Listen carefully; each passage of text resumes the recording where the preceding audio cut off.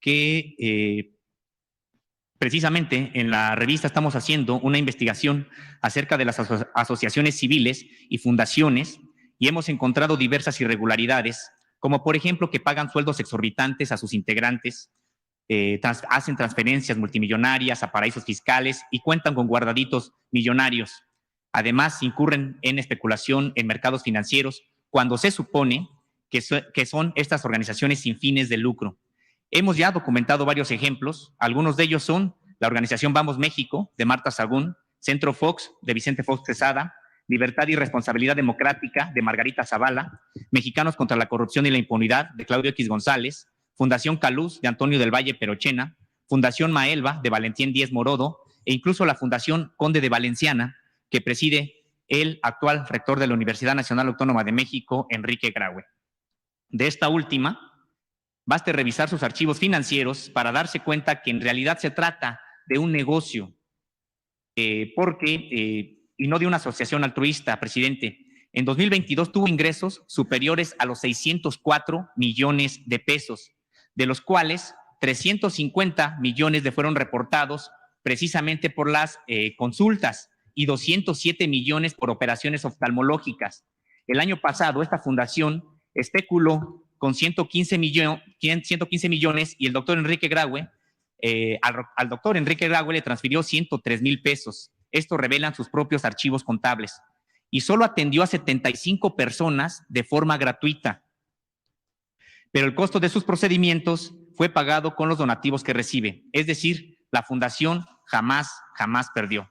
Presidente, la pregunta es si los titulares del SAT, Antonio Martínez, de la UIF, Pablo Gómez, ya están revisando qué está pasando con este fraude a la hacienda pública, porque quizá la gente no lo sabe, pero las grandes empresas crean fundaciones pues para no pagar impuestos, es decir, para evadir al fisco, y otras fundaciones que no nacen de grandes contribuyentes también son utilizadas para lo mismo. Les donan dinero deducible al 100% de los impuestos, y es decir, es dinero que nunca entra al erario.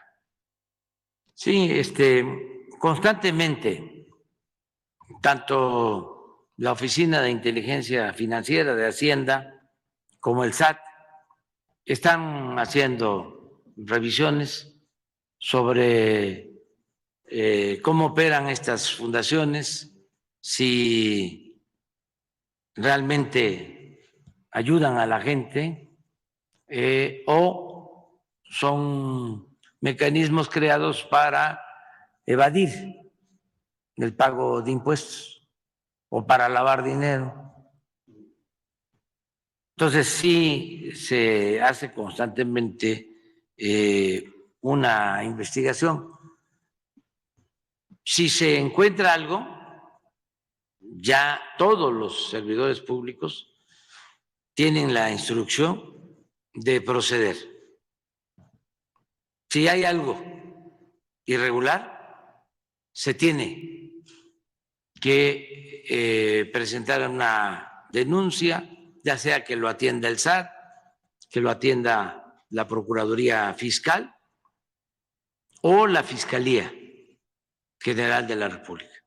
Porque nosotros, lo dije desde el principio, no vamos a perseguir a nadie, no vamos a fabricar delitos, no es mi fuerte la venganza.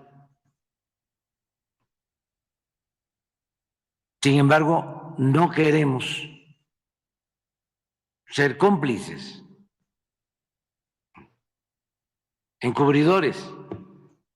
Si el presidente o cualquier funcionario se entera de un presunto ilícito, tiene que denunciarlo. Incluso cualquier ciudadano, todos tenemos que hacerlo. Y esa sí es una práctica que se aplica desde que llegamos al gobierno. Entonces, acerca de lo que estás mencionando, es muy probable que Pablo Gómez, con el SAT y Hacienda, atiendan este asunto. ¿Cree que pudiéramos tener algún informe, presidente, aquí en la conferencia de prensa sobre estos funcionarios, incluido también el propio procurador fiscal, sobre este tema? Si tenemos información, sí, hay elementos. Si no, nada. O sea, si no hay nada ilegal, no informamos. O sea, les decimos, no se encontraron elementos. Y si hay, tampoco es para hacer un juicio sumario, sino para presentar ante la autoridad competente la denuncia, que puede ser el SAT si se trata de una evasión en los impuestos, la falta de actualización en el pago de impuestos, o si es un delito, un presunto delito de lavado de dinero, pues a la Fiscalía, ¿no?, de la República, y luego a los jueces. O sea, así es, sin consigna de perjudicar a nadie. Pero sí es importante también que no haya tolerancia frente a la corrupción. Cero corrupción. Que desterremos la corrupción de nuestro país y que se estigmatice al corrupto, porque nada ha dañado más a México que la corrupción política. Ya lo he dicho muchas veces. Eso no es una pandemia, es una peste. Es peor que una pandemia. Y tenemos que acabarla por completo, porque de eso depende la vida, el bienestar, la felicidad de nuestro pueblo. De eso depende que no haya una monstruosa desigualdad económica y social, que unos cuantos vivan colmados de atenciones y de privilegios, mientras la mayoría carece hasta de lo más indispensable. Y en México el problema principal era, digo, la corrupción. No quiere decir que ya se terminó, porque estaba bastante arraigada, pero sí la hemos estado arrancando de raíz y no nos vamos a cansar en acabar con la corrupción, porque daña muchísimo. Es una peste, un cáncer. Y lo peor era que los corruptos antes ni siquiera perdían su respetabilidad.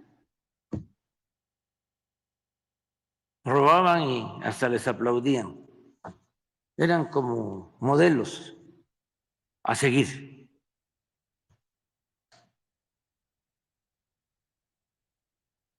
A mí no me des, ponme donde hay.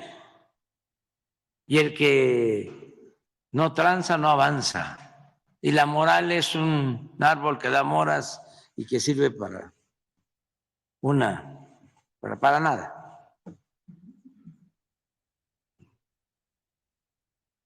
Y hay que triunfar a toda costa, sin escrúpulos morales de ninguna índole.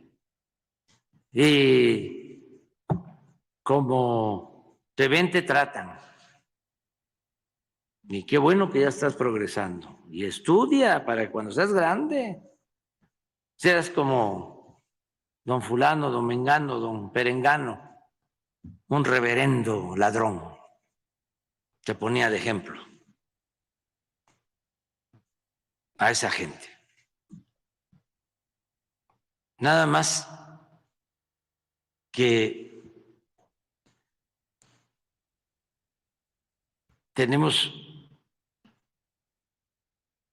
una herencia cultural tan profunda, grandiosa, extraordinaria, única,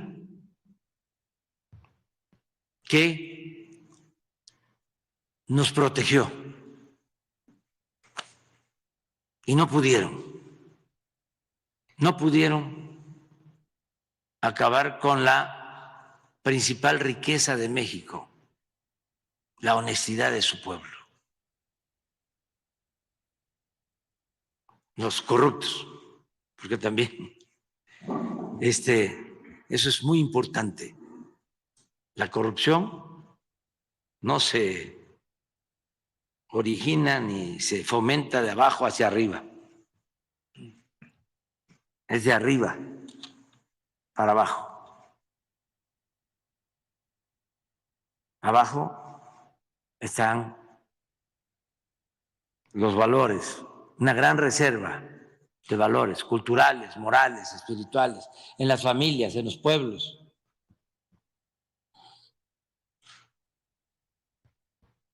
Por eso fue un despropósito el decir que la corrupción era parte de la cultura del pueblo de México, imagínense.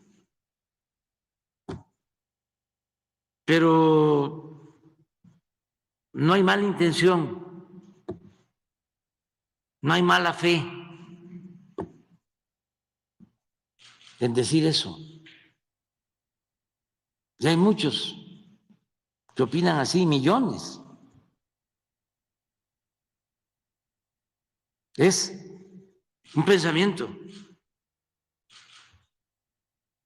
individualista, conservador, clasista, racista, discriminatorio, que fue creciendo como una mancha negra. Afortunadamente no pudo eclipsar todo. Y por eso México siempre sale adelante, por sus culturas. Es lo que nos ha salvado.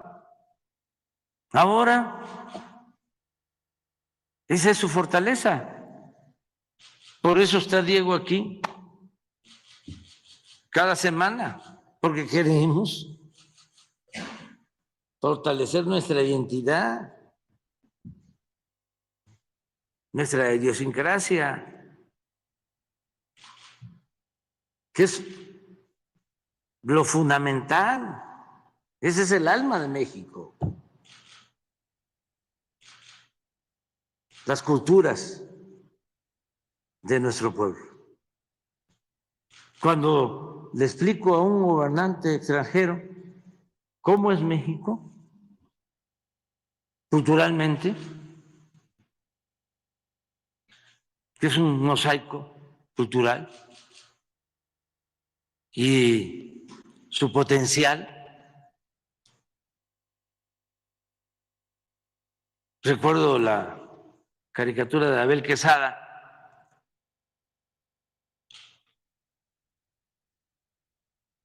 que yo la interpreto de otra manera, pero una vez hizo un cartón Abel Quesada, gran caricaturista de Excelsior, pintor extraordinario, de los que salió con don Julio cuando los expulsaron de Excelsior. Y según Abel,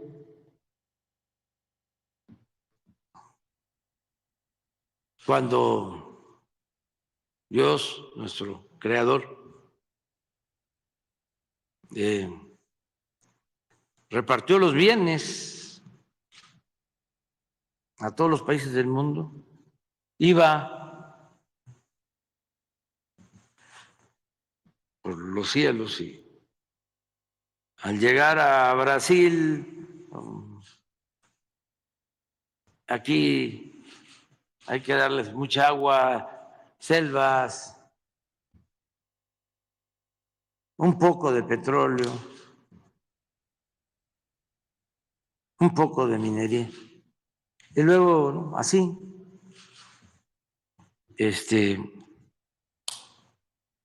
en Guatemala, Honduras, Salvador, selva tropical, agua,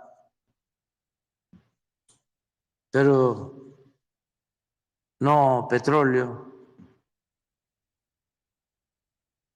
Y ya cuando van sobre México, le dice el creador al ayudante, aquí hay que darles selvas, agua, petróleo, gas, oro, plata, cobre.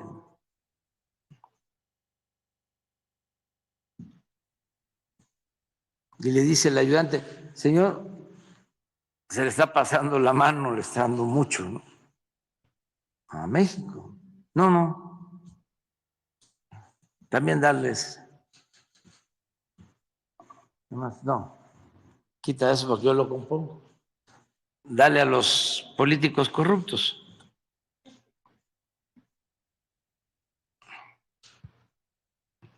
No voy a decir cuáles, pues. Y eso se van a hacer cargo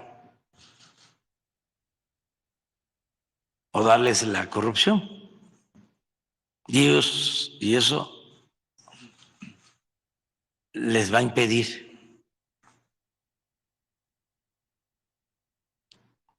la utilización de sus riquezas.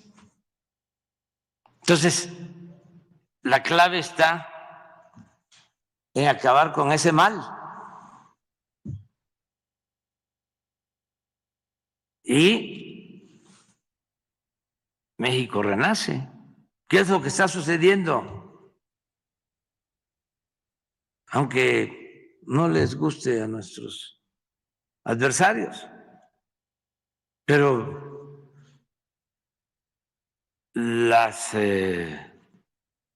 cuentas, los datos de la economía en México, del bienestar en México, todos los datos, incluido lo que tiene que ver con la seguridad, ponen a México como un gran país, lo que es, lo que ha sido siempre.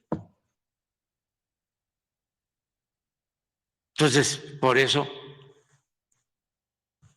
hay que seguirle pegando a la corrupción y a la impunidad, aunque se enojen.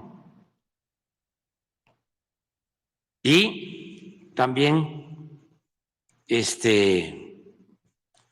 convenciendo, persuadiendo de que el estilo de vida orientado a lo material no produce felicidad y que solo siendo buenos podemos ser felices y que no solo hay que buscar el bienestar material, sino el bienestar del alma. Y hay que poner en práctica el principio universal del amor al prójimo. Pero por eso tú preguntas, todo lo que tiene que ver con corrupción hay que denunciarlo. Sea quien sea, desde luego no fabricar delitos, no perseguir a nadie, no utilizarlo como propaganda en contra de adversarios, pero no quedarnos callados. Y el trabajo que ustedes hacen de investigación es muy bueno, muy bueno. Lamento mucho lo de la decisión del proceso de que ya no se va a publicar cada semana, sino cada mes, porque fue una gran revista. Y don Julio Scherer, bueno, dicho por Carlos Fuentes,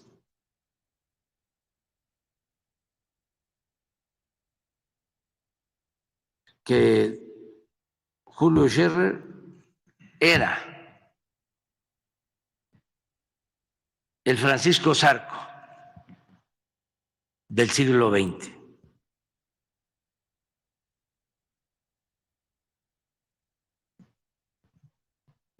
Entonces, por eso es muy lamentable que ahora van a publicar el impreso cada mes, no cada semana. Sin embargo, también hay que tomar en cuenta que las cosas han cambiado. Ahora ya no se usa mucho el papel, ya los jóvenes no andan buscando el periódico, las revistas en los puestos donde se venden los periódicos, las revistas, ya todo es electrónico y se puede tener un periódico, una revista en una plataforma de internet. Y es irse pues acomodando a las nuevas circunstancias, independientemente también de la línea editorial, que eso muchos no han querido revisarla. Y por eso también no les ha ido bien.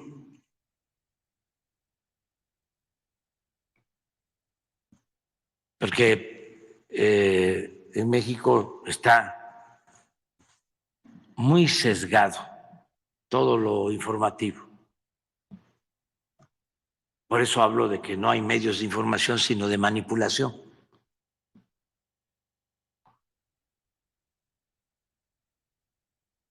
Entonces, para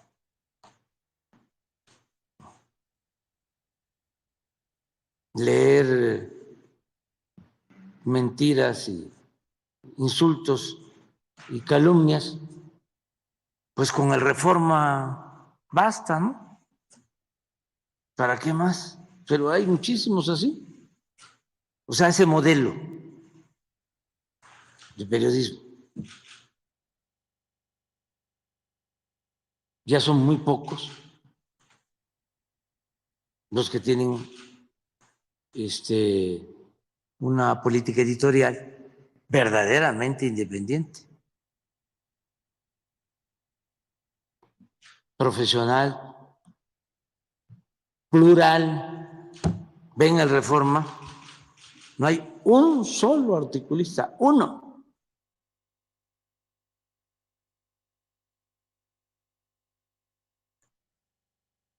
Medianamente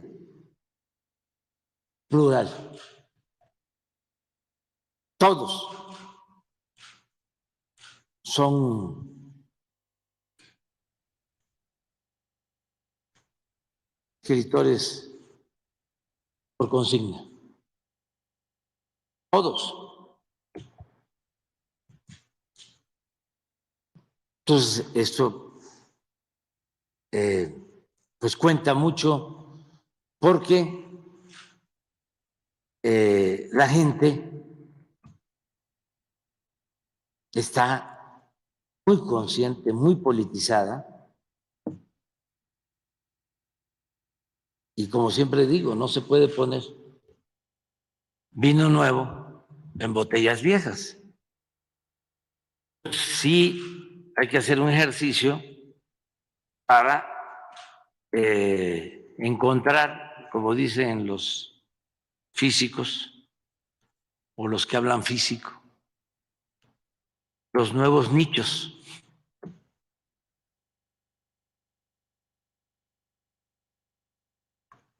hay que ver, ¿no?, qué quiere saber la gente, qué le importa.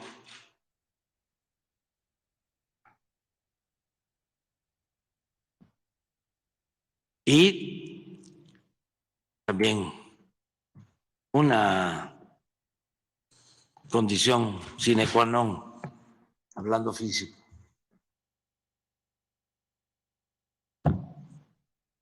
tomar en cuenta al pueblo. El pueblo existe, respetar al pueblo, no ningunearlo como era antes y sigue siendo, que están pensando nada más en el círculo rojo, la llamada sociedad política, la llamada clase política. Pues por eso no avanzan. Y despojarse pues de odios, entender los procesos económicos, sociales, comprenderlos, no aferrarse, no caer en la autocomplacencia. Es de sabios cambiar de opinión. Pero bueno, eso es. Sí, te agradezco, señor presidente. Y precisamente en ese asunto de corrupción y que además involucra a la universidad, estos espacios a veces donde no se arroja todavía luz, que están en la administración pública, porque es parte incluso de la propia administración pública y que indignan mucho, tuvimos acceso a una serie de auditorías internas y procedimientos de responsabilidad administrativa que dan cuenta de desfalcos por más de 20 millones de pesos en la UNAM, en específico en la Dirección General de Divulgación de la Ciencia. Los documentos, de los cuales tenemos copia, dan cuenta de un desaseo generalizado en la ejecución de recursos públicos. ¿De qué estamos hablando? De contratos asignados irregularmente, pagos por bienes que nunca se entregaron y también pagos por servicios que nunca se hicieron, y entre otros hallazgos, compras con sobreprecios. Se trató de un modus operandi que se vivió ahí en esta Dirección General de Divulgación de la Ciencia entre 2017 y 2021. Esta dependencia aún es encabezada por César Augusto Domínguez Pérez Tejada, y por estos hechos fue destituido e inhabilitado hasta este momento por 44 años para ocupar algún puesto en la UNAM, quien fuera titular de la unidad administrativa Daniel Zamora Favila. Todavía un proceso está abierto y se encamina a imponer más sanciones en este único exfuncionario. Sin embargo, los recursos no se recuperan. Las investigaciones son concluidas por la UNAM sin informar a la sociedad ni dar vista a las autoridades, y sin que las indagatorias tiendan a desarticular la red de corrupción que hace posible este tipo de desfalcos. La pregunta, señor presidente, si su administración no está considerando una reforma que devuelva a la UNAM al pueblo de México y que, con el respeto a su autonomía y libertad de cátedra, obligue a que rinda cuentas de los recursos que ejerce. Este tipo de auditorías prácticamente no están, nunca se dan a conocer, y la UNAM cierra todo y sanciona, dice que sanciona al interior sin siquiera informar a las autoridades y sin que los recursos se recuperen. Es un tema que ya lo hemos planteado en otras ocasiones. Debe de respetarse la autonomía universitaria. Y si hay irregularidades, esto corresponde resolverlo a los propios universitarios, a los alumnos, a los trabajadores, a los académicos. Ellos son los que tienen que atender esta situación. Lo mismo en el caso del Poder Judicial, que es un poder independiente. Desde luego, si se trata de una afectación a la sociedad en su conjunto, una afectación grave, ¿por qué nos metemos a veces a señalar el comportamiento de jueces? Porque se trata de asuntos delicadísimos en donde liberan a presuntos homicidas que ya tienen antecedentes penales y que van a salir a seguir cometiendo ilícitos. Bueno, imagínense el riesgo que corren policías, integrantes de la Guardia Nacional, de Marina, del Ejército, en la detención de bandas de delincuentes, los que se dedican al robo de combustibles, al huachicol, para que un juez deje en libertad a los jefes, las represalias después. Eso es muy delicado. Entonces, por eso sí, son poderes independientes, pero cuando menos señalar, nosotros no vamos a destituir al juez, eso le corresponde hacerlo al Poder Judicial de manera concreta, específica, al Consejo de la Judicatura. Se puede presentar la denuncia, pero ellos son los que tienen que decidir. Pero sí es importante respetar la autonomía. El problema, señor presidente, es que la comunidad universitaria pues, es muy diversa, plural políticamente, muy pujante, vibrante, tiene una vida política muy intensa, pero esta comunidad universitaria prácticamente no está representada. Es una cúpula universitaria conocida popularmente como la burocracia dorada, quien prácticamente tiene el control de los órganos de gobierno de la UNAM, y en ese sentido no hay una posibilidad de una democratización o por lo menos de apertura para rendición de cuentas en la UNAM. Pero se están cambiando las cosas en todos lados. Ya no es lo mismo. Bueno, el hecho de que tú lo estés denunciando. ¿Cuánto se hace una denuncia así? Desde Palacio Nacional, en esta conferencia. Y la gente está tomando conciencia.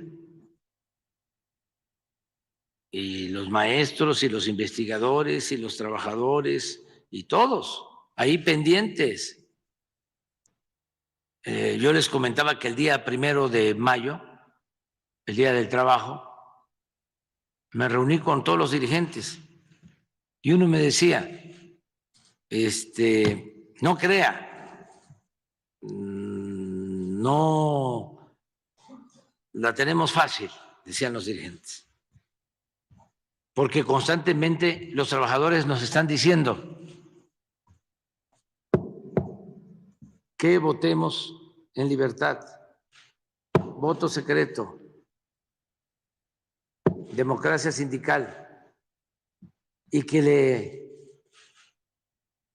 le ayudemos. O sea, yo les pido a ellos siempre que me ayuden y le pido a todos los ciudadanos, porque eso no es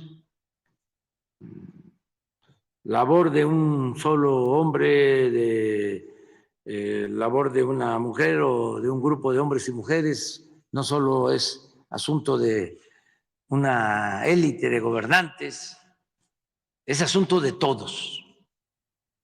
Entonces, cada vez los corruptos la tienen más difícil, más complicada.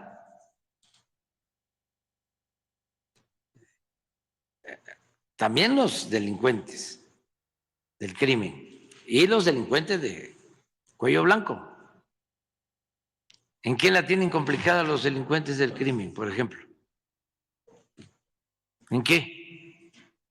Bueno, que ya no pueden enganchar con facilidad a los jóvenes para llevárselos, porque ahora están los programas de atención a los jóvenes, garantizando el derecho al estudio, derecho al trabajo. ¿En qué la tienen difícil los corruptos?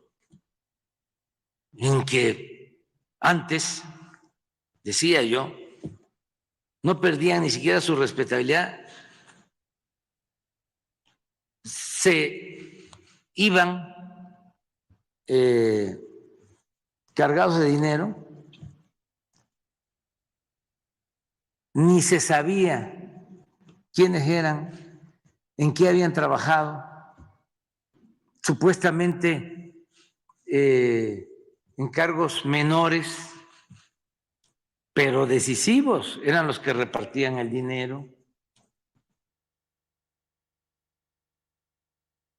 Y hay muchos casos así.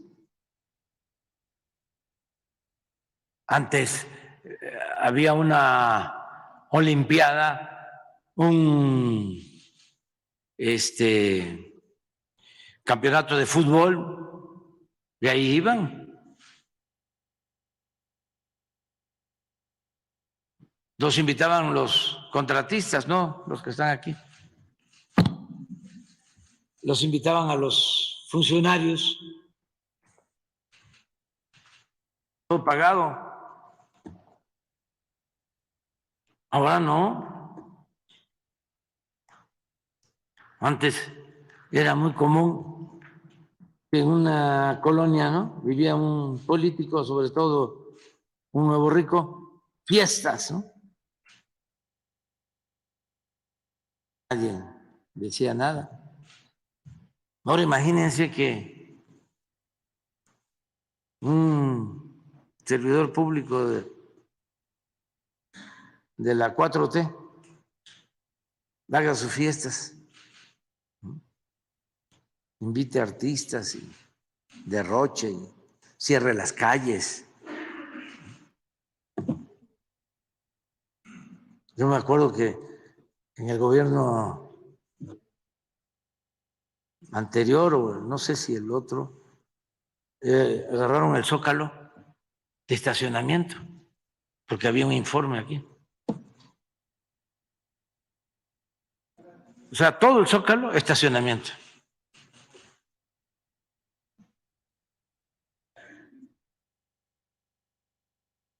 Y